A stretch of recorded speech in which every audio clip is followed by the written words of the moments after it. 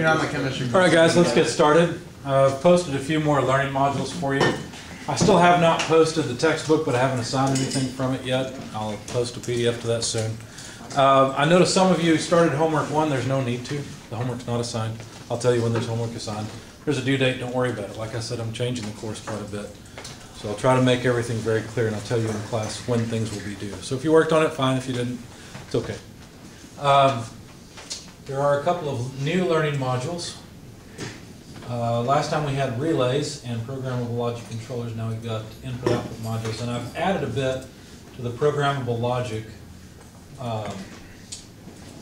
controllers introduction module. So make sure you look at that. Last time we ended off with the output control. Move this over so you can see it. Well, I guess output control devices. Well, that was the last slide we went through, and then I think I showed you how. I think I had this in a different place, but I showed you how the relay logic is set up to look a lot like a schematic does. But I didn't show you this, so we're going to start here with this video, and it's a little long for what it is, but basically it's in other countries most of the time an elevator is called a lift. Of course, here we call freight elevators, as well as regular elevators. But anyway, I think this is Australia if I remember right. But it's it says one of the last relay controlled express lifts. Let's watch this, and you'll get to see some relays in action. Hear them clicking. Okay, before we start, let's have a warning. Lift motor rooms are dangerous places. Only touch things that you know what they do. And if you don't know what they do, don't touch them. Some of these relays have 415 volts and will kill you. I've been studying lift relays for a while now, and I'm almost qualified as an express lifts engineer. It's a shame the company doesn't exist anymore. And I've also told Harry the danger of touching some of these relays. We are only touching the ones that we know what they do, and they are the cool buttons. I know the ones to touch to my experience and being shown by an actual lift engineer.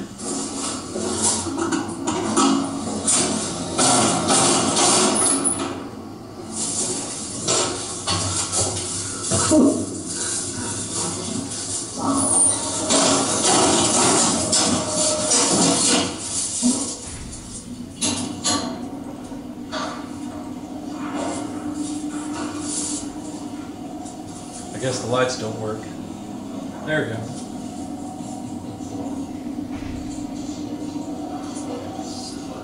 Yeah, 3 didn't work. Yeah.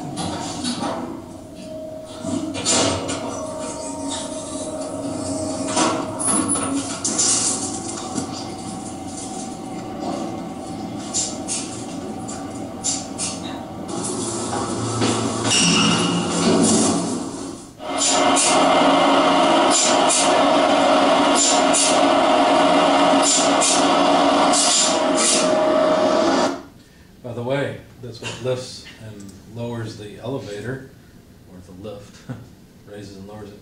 What kind of, those of you that have had machine elements, what kind of thing is this? Any ideas? Like the actual gearbox? Yeah, the whole thing. What all are we looking at here? It's the part that actually moves the cable with the brakes and the gear reduction. Good. So we've got basically a pulley here that's pulling on cables to raise and lower the elevator. What's this?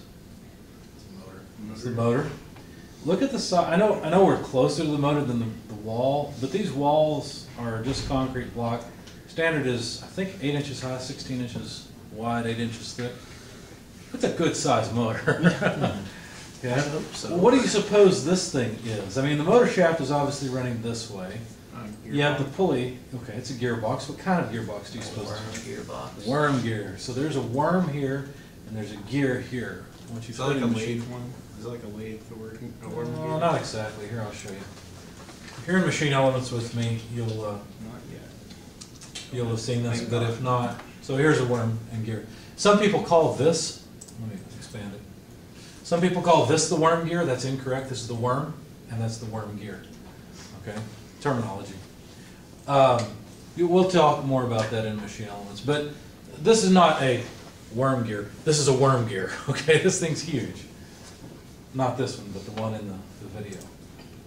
So You can see kind of the diameter of this thing. It's easily as big as this motor, probably has a diameter more than 16 inches, gauging by that block sitting there. Those are pretty good size worm and worm gear. What do you suppose this thing is over here? Brake? That's a brake. Sure is. That's a brake. And that brake is there. Notice the brake does not try to brake the high torque shaft. It brakes the low torque, high speed shaft. It's a common trick. I had to fix my backhoe a couple years ago. At that time we still had our shop saver set up to do plasma cutting. And it turned out there were some linkages that had broken. The full story is that my neighbor, who's a real nice old man that lets me use his tools and things, he's got 2 huge shops full of tools. And he just said, yeah, go down there and use whatever you want, whenever you want, which is really nice. Well, one day he called me up and he said, hey, my pond's leaking. Can you bring your backhoe over and dig where I think the hole is? I said, sure, of course. Glad to help him out. Came over and started, it's kind of difficult though, because he had a chain link fence about 20 feet from the berm. And I had to position the backhoe up on the berm, dig next to the water line, because that's where it was leaking, next to the pond. And it was pretty uncomfortable, because here I was perched up there. I barely finagled it into place, got the feet down where I could dig. And then once I was done, we had finished, I was ready to go, and so, I took it out of, took the lift, or the stabilizers up, put it in gear, because you put it in gear not really so much to go forward, but to start forward and then let the engine slow you down. But you also rely on brakes. And so there's a couple things, a lot of times when accidents happen, it's a comedy of errors, and that was the case now. As I was coming down this berm, the backhoe had to tilt forward quite a bit.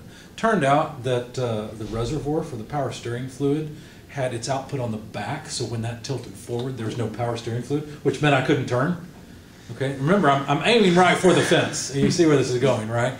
And so I'm trying to turn the wheel, it won't turn, so I step on the brakes. Imagine I'm going to taco my steering wheel. I'm pulling it so hard, right? And nothing happened, so I plowed right through his chain link fence. Oh, gosh. Yeah.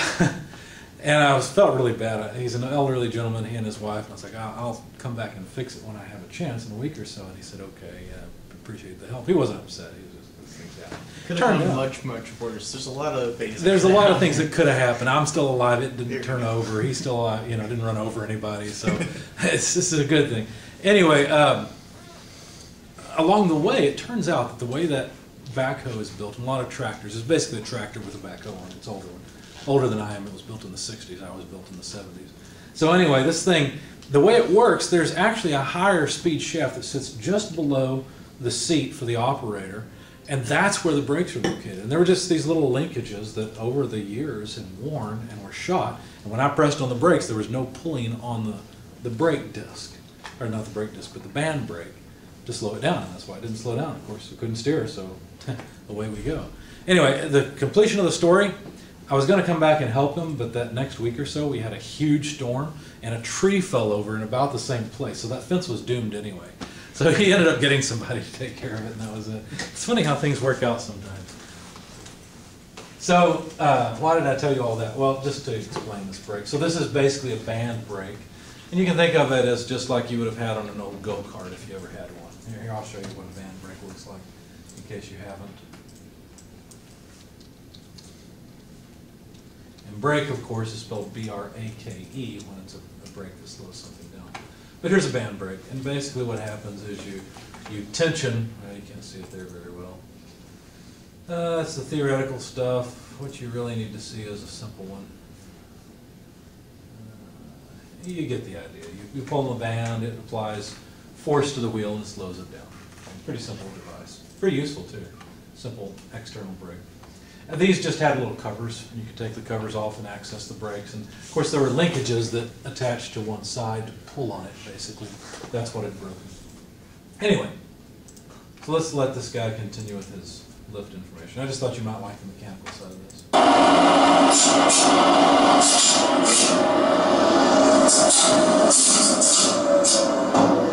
Any more? No.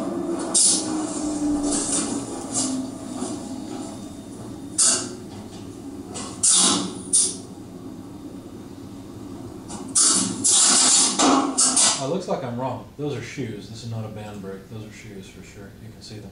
This is an external drum brake. So if you've ever worked on the rear wheels of a pickup truck, an American pickup truck, you probably saw shoes that were internal that pressed outward, whereas these clamp inward on the outside. These are easier, these are more common in industrial situations because they're easier to change. You don't have to take the drum off to get to the shoes.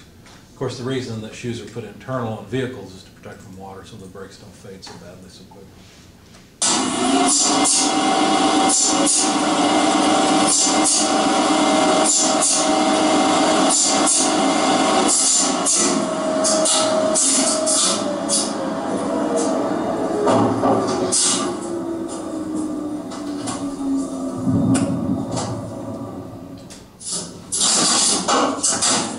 Down it goes.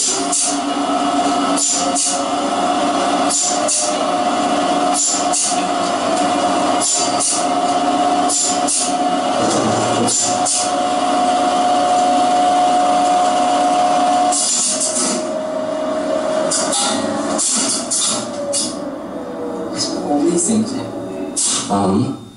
Ground floor, that one's latched I in. see. And as it goes up, the switch on here Yeah. activates the next relay. Okay. So where is it now? It's on the that one. So if I do the top floor, that's a down button on the top floor. Oh yeah. That's an up button on the fourth floor, down button. Third floor, up, down, like that. So if I do this one, now off, on.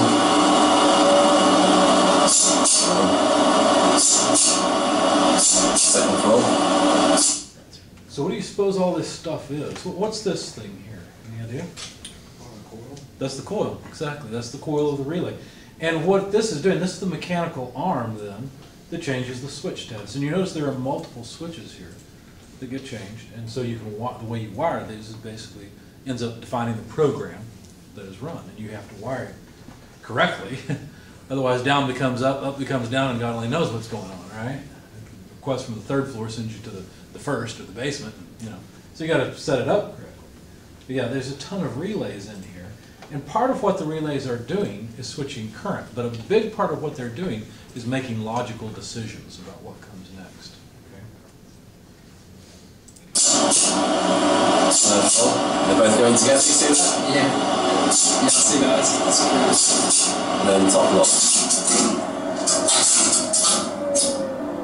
These are all the timers for that selector's call.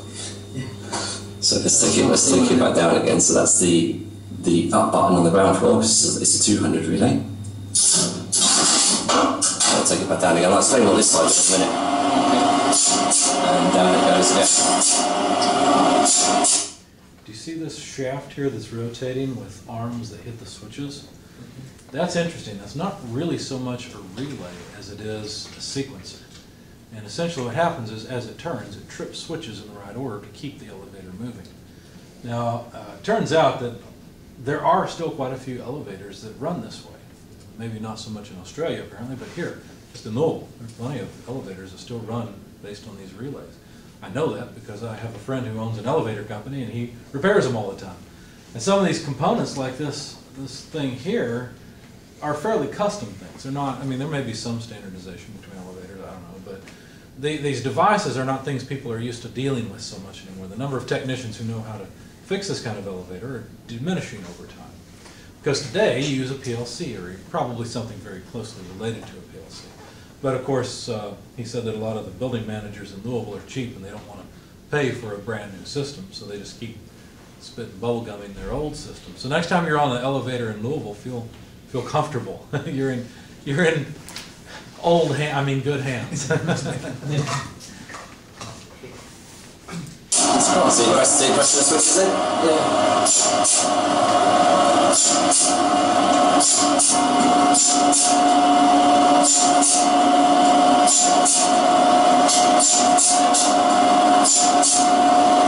When you see that in the whole camera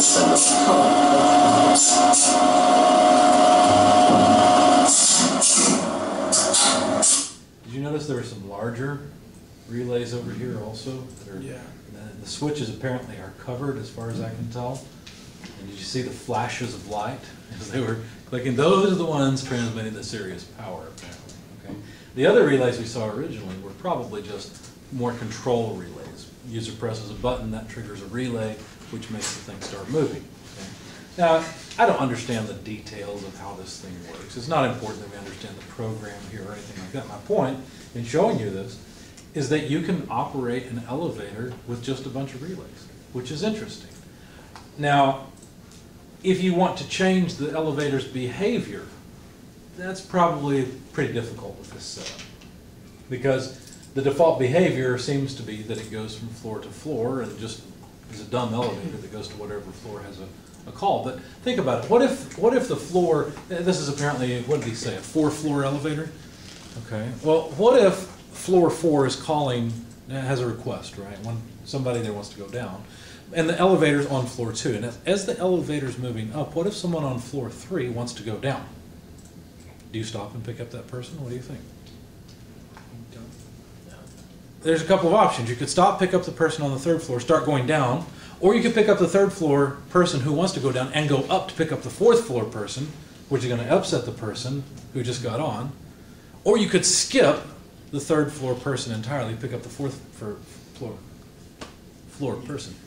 Then come back down to the 3rd floor, pick that person up and continue, right? Which is probably the most reasonable thing to do. Have you ever noticed that there are up and down arrows on elevators? And a lot of times what will happen is this very thing will happen. You're sitting there, you're saying, I want to go down, but there's an elevator that goes by going up. It doesn't even stop for you. Do you ever notice that? That's actually a desirable behavior, right? You realize, I was in a building, I don't remember what it was, just literally a week ago or so. And I pressed a button because I wanted to go down. I know where it was. It was the hotel we stayed in West Lafayette. That's where it was. And it's a fairly new hotel. I was surprised at this behavior. But I was on the 3rd floor, I think, and I pressed the down button. And the elevator came and stopped, opened the doors, and had the up arrow on. I was like, I'm not getting into that. I don't want to go up. I want to go down. I'll wait till it comes back down. You know. So it wasn't the behavior I would have expected, or that I would have desired, or that I would have programmed if I were the elevator programmer. Now, what if you need to change the behavior? What if elevators do need to stop, and for what? Let's say there's a legal reason. I don't know. Okay, there's all kinds of regulations and things on elevators. So maybe there'd be a legal reason for stopping. Well, then you got to change the program. How would you like to rewire this panel to do that? No thanks, right? I would like to have a PLC that I can change the program in. And there we go. Signals, traffic light signals also rely on something a lot like PLCs. Because if you think about it, there's a couple of interesting things. Basically, traffic lights are time-based, right? You go from yellow to red to green to yellow to red and so on and so forth. And so it's time-based. But what about when a car pulls up to the intersection and the sensor in the road senses that car? Then what do you do? How do you decide whether we should shortcut the red signal, change the other ways to red, and let this person go? And how do you decide that? And of course, one of the big things that they mentioned here that also exists in traffic lights is this timer module. Did you hear him mention that he had timers in there? A timer module is supposed to count up time, basically. And there are also counters in PLCs that count events. We'll talk about all that later. I won't show you the whole video. There's no need to. The point here is that it would be difficult to change this program, and that's one of the big reasons that PLCs are largely replacing relays. Now, I just had you go through a laboratory. You've all been introduced to it now. That is the seal-in stop-stop circuit. And I'm going to leave about 30 minutes at the end of class for you to continue that lab if you didn't succeed with it. Those of you that are done can go ahead and leave at that point if you wish. There were a few people, and I don't remember who all succeeded, so I think I remember 4 of you, but I think there were 6 total that succeeded. So just remind me if you would once we're done, and I'll give you credit on Blackboard for that lab. All you had to do is succeed and then show it to me. So we've already done that, but there's another idea. There's this concept of something called a latching relay. So let me go into that presentation quickly, and we'll talk about latching relays. It is so common to need a relay to turn on and keep itself on that there are things called latching relays. And if you think about it, if you turn on a relay and it just stays on, you have to have some way of getting it to turn off also, right? So a latching relay has a latch coil and an unlatched coil. And I don't know the details of how the mechanical system works. That's not important. What matters is when you apply power to the latch, what will happen is the switch will change state. Okay, so you can imagine it as just moving the contactors in one direction. And then in a real latching relay, you can unapply power and it'll just stay in that state. Okay, you don't have to keep giving it power. But then if you want it to turn off, if you want the switch to change state back to the way it was, you have to give power to the unlatch coil. Now, I don't know what happens if you give power to the latch and the unlatch coil at the same time. Probably nothing good. Maybe it all explodes or it oscillates back and forth. I don't know. It doesn't matter. The point is, you've now got a relay that has usually multiple sets of switches, but you can think of it as a single switch that's either on or off, and all you got to do is apply power and it turns on and stays on of its own accord. Okay? And then you apply power to the other coil to turn it off. It's a different kind of relay than what we've dealt with so far. There are analogous commands to these two things in PLC language. There's the output and then there's the latch and unlatch instructions. In PLC speak, it means something a little different than it means here. And I'll teach all that to you a little bit later. Okay? What I'm trying to do is present all of this to you in a logical fashion. In PLC speak, the output coil, instead of just having an output coil, has an L or a U for latch and unlatch.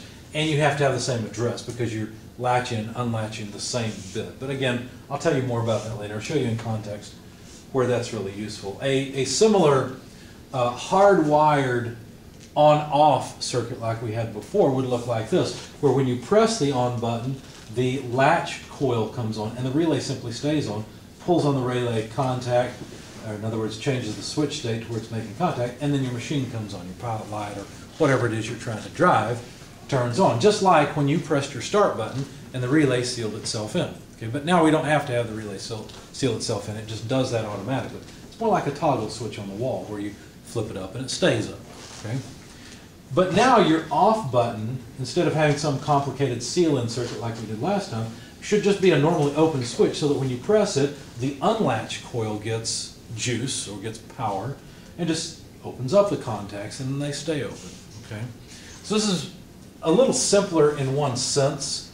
It's simpler in the sense that you don't have that complicated seal-in circuit, and once you put something into its state, it stays there. And that's what a lot of people are used to with a light switch, right? I put it into the on state, it just stays there until I come and I flip the switch back off. Now, the way to think about this in PLC language is this is a place that you can turn on and off and remember something. It's actually very analogous to a seal-in circuit, which is either an output of on or off, and it stays on or off.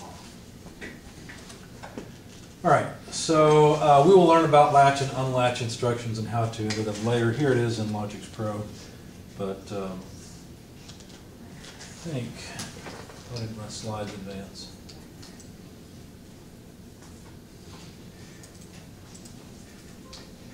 Let's see, I don't think I want to go through this portion right now. Yeah, I don't want to talk about this yet. I'll talk about that a little bit later. I forgot that was part of it. All right, so that's the latching relay. Now I need to move, I showed you guys the PLC program I use for my HVAC system probably a little early. I should have shown that to you a little bit later because I'm really trying to distinguish between two functions of a relay. One function of a relay is to allow a small power signal control a much larger power signal. And the other function of a relay is to remember things or to make a program that can operate. And in the elevator, I tried to distinguish between relays that were more for programming, those small ones that responded to buttons, and the bigger relays that are actually switching power to the various components, opening the door, closing it, lifting the motor, and so on. Turning the motor on the lift. So, if we move on, let's go to parts of a PLC. Because I really need to explain, there's a lot of things to explain about PLCs that won't make a lot of sense until you begin to learn it. I don't know how to explain that. It's like there's so many different sides to it. You have to know quite a few things and how they all fit together before you can do anything. So I apologize if this seems somewhat pointless or vague or nebulous or no reason, but I have to start somewhere. So we're going to continue moving from relays to PLCs. So the general setup of a PLC is like this. Here it's kind of broken out where we have input modules, things like switches. If you think about a bottle line with a sensor As soon as the bottle comes in front of the sensor turns on. Well, that would be an input device you would want to wire into your PLC so you can sense when bottles are in position. Okay. On the other hand, an input might be a button from an elevator that means requesting a certain floor or requesting that the elevator come and pick you up to go up or to go down. Okay, so there are many different types of sensing or input devices that you might need to operate the system that you're trying to use. The power supply module, and this can be more than one power supply module, but generally it supplies power not only to the CPU or in the memory and the computer part of the PLC, but it also has to apply, or you have to apply power to the input module and to the output module. Students really struggle with this at first, and I'll try to illustrate it as I go along. We're going to talk more about input and output modules a little bit later in the next few slides, but for now, you need to understand it is not the job of the PLC to actually provide power to any switch or to any output device. That's the job of a power supply that's connected to those modules. Okay? A lot of students get confused because they think of the terminal points on an input or an output module as kind of like a plug in the wall. You plug something in, it gives you power, and away we go. It doesn't quite work that way. The output devices on an output module, for example, are more like switches that make contact than they are like a power source. And what they do is they connect an output module, say like a motor or a solenoid, they connect that to a power source. Okay? So this acts like a switch to connect these devices to the power supply at the will of the program in the CPU, okay, and the PLC. Another big piece of this is whatever you're using to program it and put your program in. You have to define how you want the PLC to operate, what you want it to do. What is the relationship between output and input? Maybe it's as simple as when I press this button, turn that output on. When I press this button, turn that output on. That could be a very simple PLC program, but typically not very useful. A lot of times PLC programs have to do things more complicated than that. They have to remember something, or they have to make a decision based on multiple inputs, not just one input, or even the past history of inputs.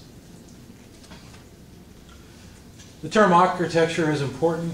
It can refer to the PLC itself or the software or both. Open architecture is something where you can easily make a peripheral for the PLC, make something that goes with it. Okay, I grew up in the day when we weren't sure if IBM compatibles, which is probably not a term you even use anymore, was it going to be IBM compatibles, was it going to be Commodore business machines, was it going to be Apple computers? Those were the big names in computers. Okay, and if you're a really cool kid, you have a Commodore 64. Okay, that was awesome. And then the guy with the IBM AT comes along, and his computer's faster and has more memory. He's got a whole 640 of K, where you've only got 64K. And then you get the Amiga, and you can go up to 1 megabyte. Okay, and it has cool graphics and sound, and nobody was sure which computer was going to come out on top. In my opinion, one of the reasons that the thing you know as a PC today is probably essentially an IBM compatible is because they had an open architecture. Back in that day, computers were a new thing. Everybody wanted to get in on this game and make money, because obviously computers were going to be big, which they are, right? And so whoever could kind of take over the market would be the ones that make a lot of money. And so whereas Apple and Commodore designed theirs from the ground up, had a lot of custom chips and took longer to design, IBM compatibles, the idea was, let's take off-the-shelf components, let's throw together a computer and get it out there to the market. And let's let everybody know what we're doing so that once we build a base computer, other people can make parts for it. That'll make it cheaper and more interoperable, and so more people will buy it. And that's exactly what happened. So open architecture is this idea that other manufacturers can make devices for it. A system with a closed architecture is also called proprietary. It makes it more difficult to make things that work with that device. A lot of PLCs today are closed architecture. In fact, that's the vast majority. There are some that are open architecture, and that's becoming more and more common and popular. Fixed I/O is where you have a PLC that only has a fixed number of inputs and outputs. The number of inputs and outputs on a PLC is something you will care about quite a lot when you specify a PLC. Because depending on what kind of machine you have, and what you want to do with it, that will determine how many different things you need to sense. And the more things you need to sense, the more inputs you need on the PLC. One sensor goes with one input on the PLC, approximately. It's close enough for our purposes, okay? And so if you have what's called a brick PLC, it's just a PLC where you can't change its size. it is what it is, right? You've got the number of inputs and outputs that that thing has. Sorry to those of you watching the video, but I'm going to walk over here and get a brick PLC that we have. I think we ended up paying several $100s for these, each one. Let's see if I can find them. I don't hardly even use them anymore. Here we go. And if you think you want to get sticky fingers and steal these, I really don't care. Please don't. But they're not worth anything. You put these on eBay, you might get